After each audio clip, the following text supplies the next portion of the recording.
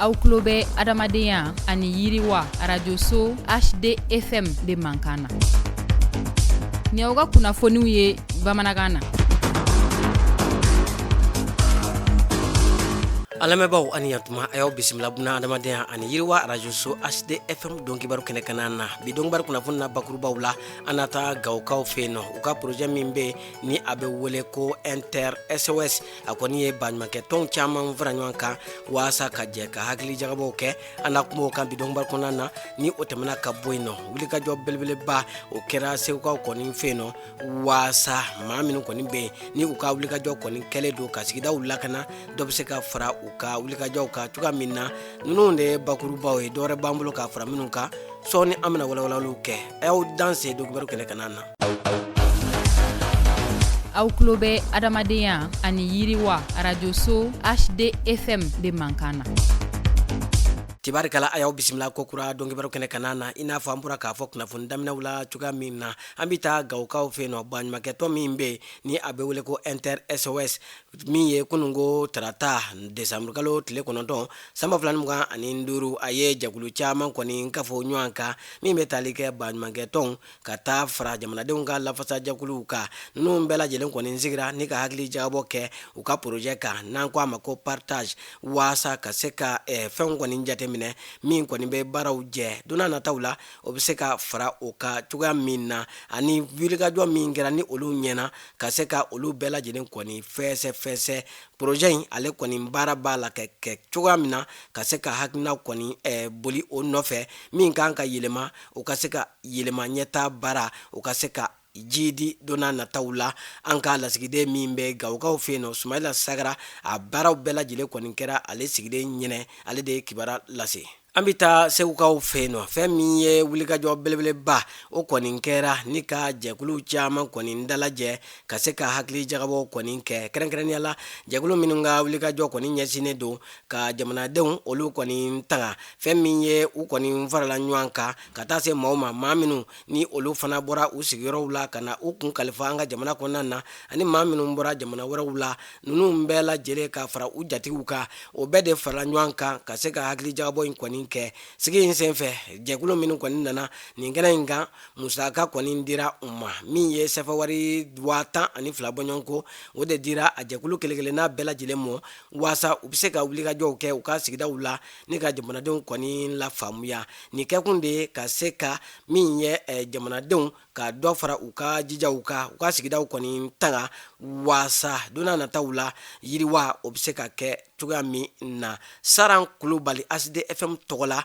nin kɛnɛ in kɔni sigira a ɲɛnɛ ale de ye kibara lase. An bɛ taa kunnafoni kunkuruw la an b'o daminɛ Bamakɔ yan nɔ sage-femme olu kɔni kalan taara ka u sɛgɛrɛ waasa dɔ bɛ se ka fara u ka dɔntaw ka Bamakɔ n'a a lamini na waasa fɛn min ye u bɛ jɛkuluba min na ni o kɔni ye sage-femme ka jɛkuluba ni o ye ASFM ye olu de kɔni ye nin wulikajɔ belebeleba in nun don o ni an ka jamana kɔnɔna na ni o ye direction régionale de la santé de Bamako olu ka taa se min ye INFP olu ka dɛmɛ na o de la ni kalanbulon in kɔni dayɛlɛla k'a ɲɛsin an ka jamana sage-femme kɔni mɔ min baaraw kɔni bɛ daminɛ desanburu kalo tile gale ka taa bila a tile 12 la a kɛkun de ye sage-femme u ka se ka dɔnniyaw kɔni caman sɔrɔ musow kɔni jiginni kɔni kɔfɛ walima musow kɔni ka kɔnɔbara cɛnni kɔni kɔfɛ n'an ko ma ko avortement kɔlɔlɔ minnu bɛ a la u ka se ka fura kɔni sɔrɔ o la buna adamadenya ale taabolo ɲuman kɔni kɔnɔna na ko n'i y'a ta k'a lajɛ min ye jateminɛw y'a jira diɲɛ kɔnɔna na muso minnu ni olu bɛ fatu kɔnɔtiɲɛ kɔni kɔfɛ kɛmɛ-kɛmɛsigi la ko a 15 ka taa se 20 ma ko olu kɔni bɛ sɔrɔ farati kɔnɔtiɲɛ o de kɔni senfɛ ko farafinna kurukara kɔni kɔnɔna na min ye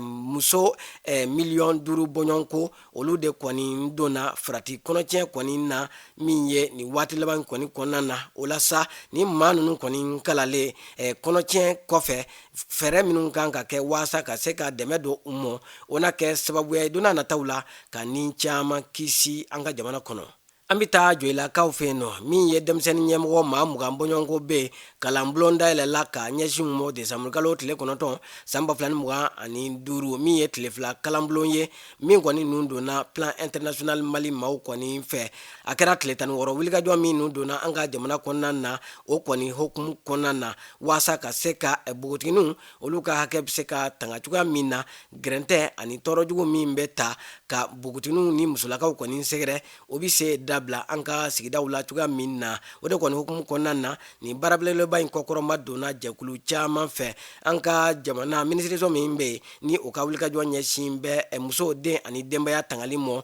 olu ka bolofara min bɛ jɔlakaw fɛ nɔ fo ka taa se ɲɛmayaso min bɛ ka se ka sɔrɔ kɔni jidi ani fɛn min ye jɔyila ale kɛnɛyaso maaw o de farala ɲɔgɔn kan ka ni wulikajɔ belebeleba in kɔni kɛ waasa ka se ka sifinnakaw kɔni labɛn bogotigininw ani musolakaw ani sigida tangali u ka se ka o kɛ maanifinw an bɛɛ lajɛlen bɛ se ka damakɛɲɛ hakɛw la cogoya min na o ka kɛ u taala ye. Tile 16 wulikajɔ min nun donna an ka jamana kɔnɔ waasa ka se ka musow ani bogotigininw ka hakɛ kɔni tanga o wulikajɔ hukumu kɔnɔna na ONU Femmes maaw olu kɔni u n'u jɛɲɔgɔn jɛkulu min bɛ n'an ko ma ko ECAP Sahel u ye wulikajɔ belebeleba kɛ ni ka taa bɔ an ka jamana soba la n'an ko ma ko One Stop Center de la Police Nationale u taara bɔ yen nɔ waasa ka se ka taa u ɲɛda maaw kan maa minnu ni gɛrɛntɛ ni tɔɔrɔjugu kɔni taara ka u sɛgɛrɛ an balakaw kɔni fan fɛ olu maaw u bɛ se ka kɛnɛya sɔrɔ cogoya min na ni ka jotigi jɔ ka tila ka u bilasira min ye ka hakiliw kɔni salo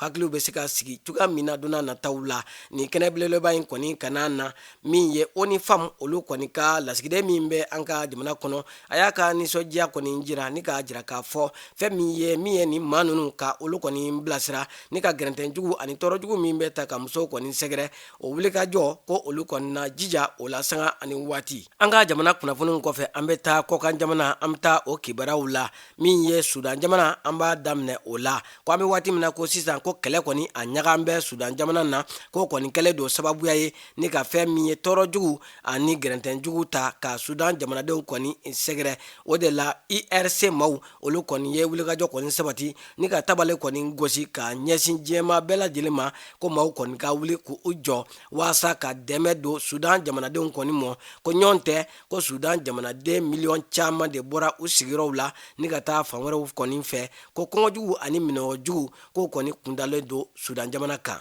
An bɛ taa Congo RDC ale jamana kɔni kana na min ye Caritas International maaw u kɔni ye tabale gosi ka ɲɛsin diɲɛma kɔni ma k'a jira k'a fɔ Congo jamana maa miliyɔn 1 bɔɲɔgɔnko de kɔni bɛ yen minnu mako bɛ buna adamadenya dɛmɛ la teliya kɔni na ka sababuya kɔni kɛ min ye u ka jamana a dagaba wulilen don nin waati in na fɛn min ye ko musaka min kɔni bɛ bolola ko o ka dɔgɔ waasa ka se ka nin maa ninnu ka se ka u dɛmɛ ni k'u bɔ tɔɔrɔ ani gɛrɛntɛjugu la. Diɲɛ tɔnba ONU maaw olu kɔni y'u ka san 2026 ale kɔni buna adamadenya dɛmɛ baarakɛtaw u y'o kɔni dangɛnɛmaya min kɔni senfɛ u y'a jira k'a fɔ ko diɲɛ fan caman kɔni bɛ wulikajɔ kɔni kɛlen do ye ni ka jamanadenw ka olu kɔni bila tɔɔrɔjugu ani degunjugu kɔni na o de la u kɔni ye welewelemadaw kɔni kɛ waasa diɲɛma bɛɛ lajɛlen ka wuli ni ka an kwadisi kɔni da kɛlɛ ani gɛrɛntɛjugu min talen do ka maaw kɔni sɛgɛrɛ ani waati yɛlɛma kɔlɔlɔw an ka se ka olu kɔni gɛlɛ.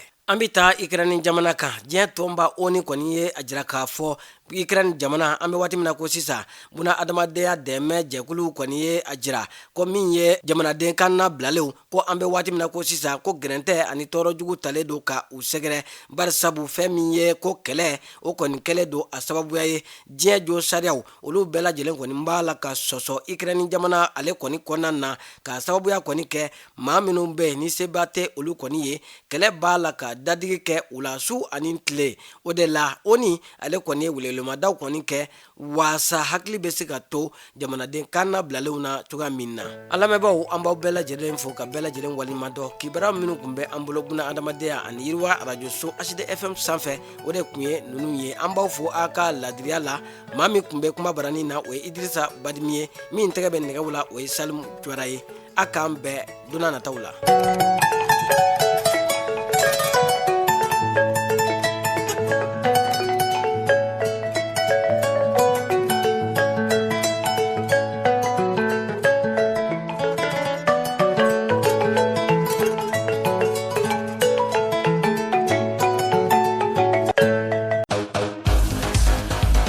aw tulo bɛ adamadenya ani yiriwa radio so HDFM de Mankana.